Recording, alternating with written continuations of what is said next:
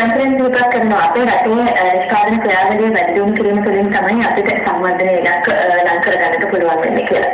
අපිට අවශ්‍යතා කොයිතරම් තියෙනවද?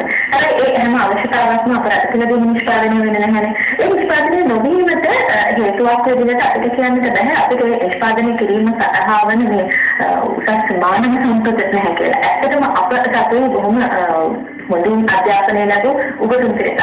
හැබැයි ඒ අයගේ ඒ දැනුමෙන් සතුට වෙනව දක්ෂතාවලින් ප්‍රයෝජන ගන්නට අනිකුත් යටතල පහසුකම් සම්පාදනය වෙන්නේ නැත්නම් ඒ අයත් නිෂ්පාදන ක්‍රියාවලියක දායකවෙන්න ලැබෙන්නේ නැහැනේ. දැන් අපේ විශ්වවිද්‍යාල පද්ධතිය ගත්තත් හොඳ ඉංජිනේරුවරුන් බිහි කරන්නා වූ අධ්‍යාපන ක්‍රමයක් අපේ රටේ තියෙනවා. ඒ අයගෙන් වැඩ ගන්නට තියෙන බොහොම හොඳ අවස්ථාවක සුබවාදීව කතා කරන්න අපිට අර දවසේ හිතනවා.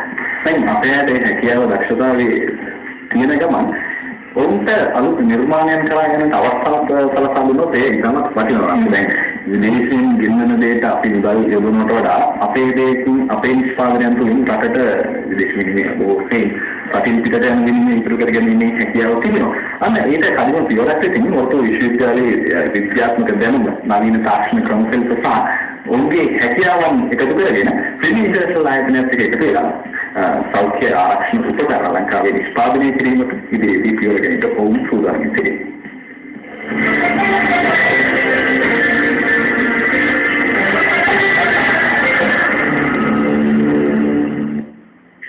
प्रीमियम इंटरनेशनल आयतनी सह बोर्ड विश्वविद्यालय पाठशाले सह जीव वैद्य තාක්ෂණ සංවර්ධන රසායනාගාර අංශය අතර විශාල මුදල් ප්‍රමාණයක් වේදම් කරමින් කෙනෙකුට වෛද්‍ය උපකරණ මෙරට තුළම අඩුමුදලකට නිෂ්පාදනය කර ගැනීම විහිාරයි.